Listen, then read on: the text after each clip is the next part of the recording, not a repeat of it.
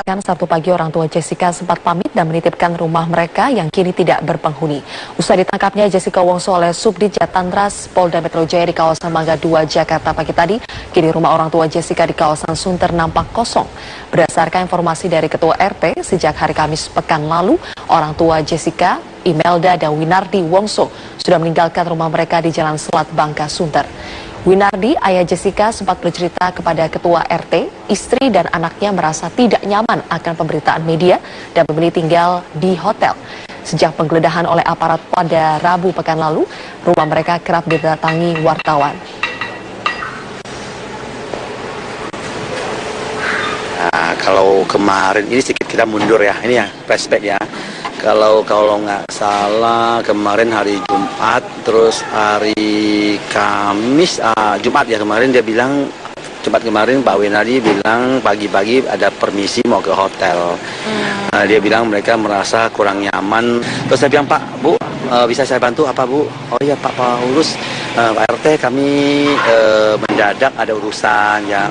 Mungkin pamit kami mau mau pergi lah gitu ya. Rumah kami saya titip kayak gitu.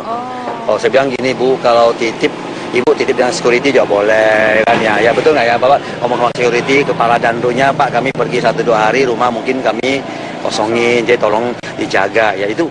Penyidik terkait kasus kematian Wayan Mirna Salihin, Direktur Reserse Kriminal Umum Polda Metro Jaya Krisnamurti enggan berkomentar terhadap awak media. Hingga kini belum ada tersangka yang ditetapkan Polda Metro Jaya terhadap kasus kematian Mirna. Pak, akan ada gelar lagi atau ini udah yang final Pak? Itu aja.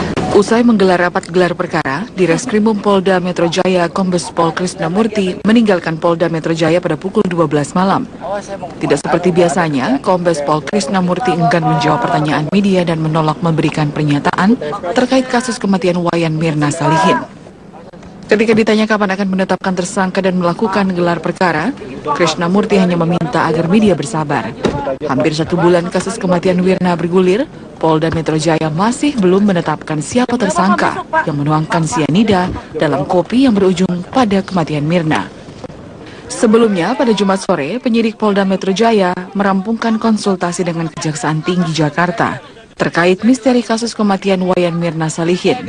Sebelumnya, Kejaksaan Tinggi meminta polisi untuk melengkapi berkas perkara sebelum masuk P21. Dalam rapat konsultasi yang berlangsung selama 3 jam dengan pihak Kejati DKI Jakarta, di Reskrimum Polda Metro Jaya, Kombes Pol Krisnamurti menyatakan pihaknya menerima masukan dari Kejaksaan dalam rapat yang dipimpin Wakil Kepala Kejaksaan Tinggi DKI Jakarta, M. Rum. Belum menetapkan dan menangkap Jessica Wongso sebagai tersangka pembunuh Wayan Mirna, Polda Metro Jaya menyambangi Kejaksaan Tinggi DKI Jakarta berkonsultasi untuk melengkapi alat bukti dan keterangan saksi yang dimiliki Polda Metro Jaya. Direktur Reserse Kriminal Umum Polda Metro Jaya, Kombes Pol Krisnamurti mendatangi Kejaksaan Tinggi DKI Jakarta untuk konsultasi dan ekspos kasus kematian Wayan Mirna Salihin. Kombes Pol Krisnamurti mengaku pertemuannya dengan Aspidum Kejati DKI Jakarta membawa alat bukti keterangan saksi ahli seperti laboratorium forensik, kedokteran forensik, serta psikolog yang diminta Kejati DKI Jakarta. Usai pertemuan, Kombes Pol Krisnamurti mengaku akan terus melanjutkan kasus kematian Mirna ini. Namun, Krisna enggan berkomentar saat disinggung perihal penetapan tersangka. Ini adalah koordinasi, konsultasi, ada diskusi antara Kejati dengan Polda Metro. Dalam hal ini dipimpin langsung tadi oleh Bapak Wakajati.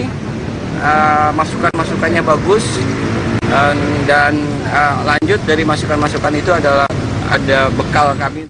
Kepala Penerangan Hukum Kejati DKI Jakarta Waluyo menyatakan pertemuan kedua kali ini untuk menyempurnakan fakta yang telah dimiliki. Intinya di dalam konsultasi dan koordinasi tadi, intinya penyempurnaan terhadap data-data atau fakta-fakta yang sudah ditemukan oleh penyidik. Intinya begitu ya. Masukannya itu adalah masalah fakta yang ada itu intinya begitu ya. Apa? Berkas itu masuk materi pokok perkara. Kami tidak bisa menyampaikan titik. Cukup ya. Polda Metro Jaya pun bergerak cepat dengan langsung melakukan gelar perkara bersama penyidik untuk menetapkan tersangka.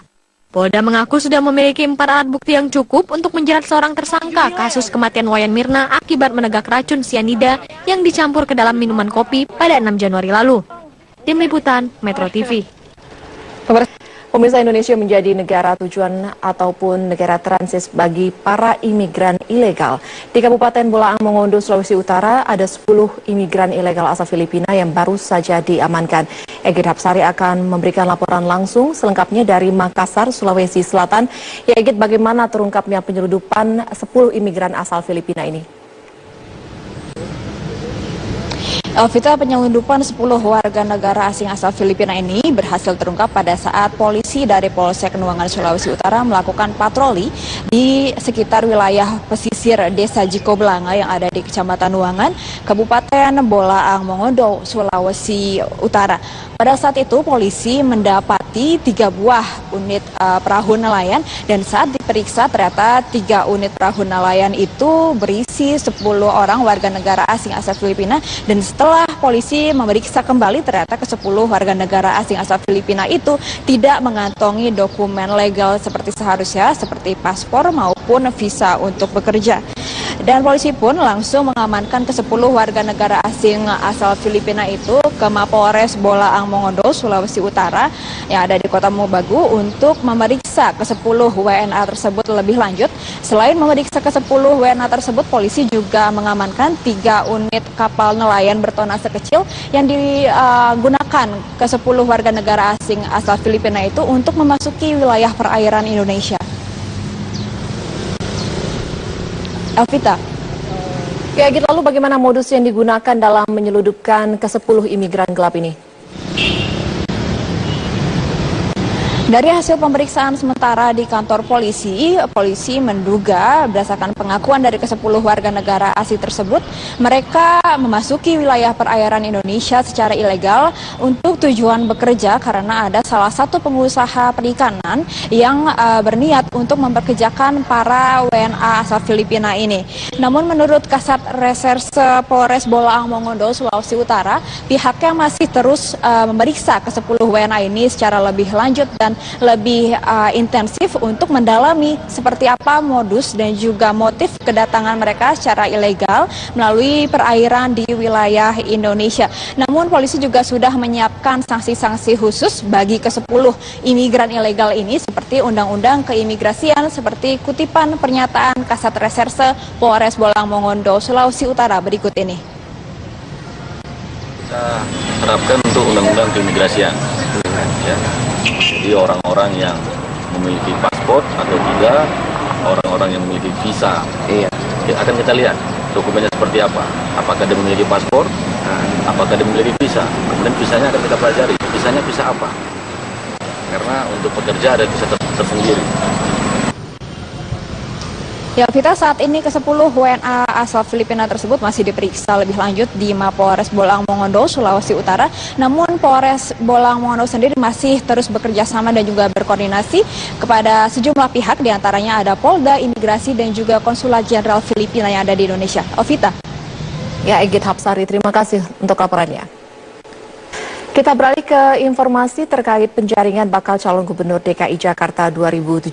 Wali Kota Bandung Ridwan Kamil masih ragu untuk bersedia hadir dalam penjaringan bakal calon gubernur DKI Jakarta usungan Partai Gerindra.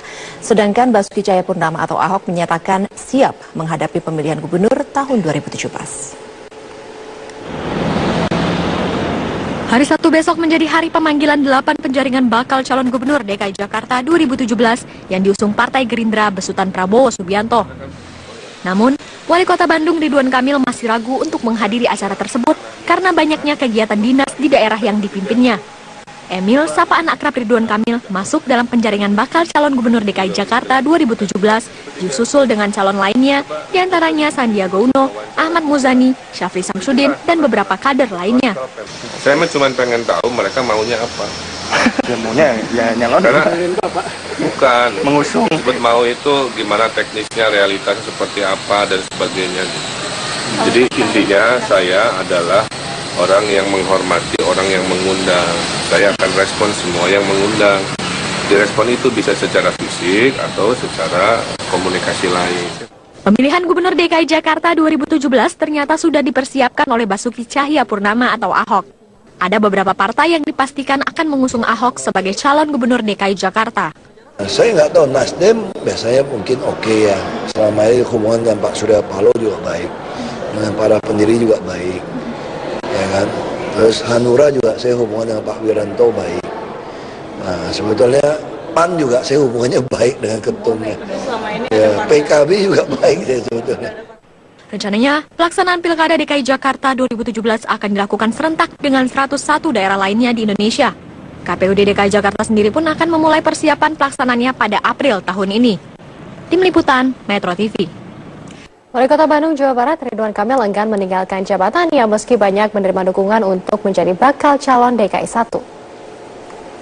Setelah disebut-sebut akan diusung oleh Partai Gerindra untuk maju sebagai calon Gubernur DKI Jakarta tahun 2017, Wali Kota Bandung Ridwan Kamil mengungkapkan alasan ketidakhadirannya dalam penjaringan Gubernur DKI Jakarta yang digelar oleh Partai Gerindra beberapa waktu lalu. Dia mengaku khawatir jika mengikuti penjaringan tersebut dianggap telah menerima tawaran partai pengusung untuk maju sebagai calon Gubernur DKI Jakarta. Menurutnya saat ini dia masih mempertimbangkan sejumlah tawaran dan akan meminta masukan dari warga Bandung. Ini banyak sekali mendapat aspirasi dari warga Jakarta, dari pengusaha Jakarta, partai A, B, C semua. Saya dengerin dulu, posisi hari ini saya itu lagi dengerin dulu masukan-masukannya kan. Dengerin juga curhatan warga Bandung yang rata-rata nggak mau ditinggalin, saya dengerin. Semua saya dengerin.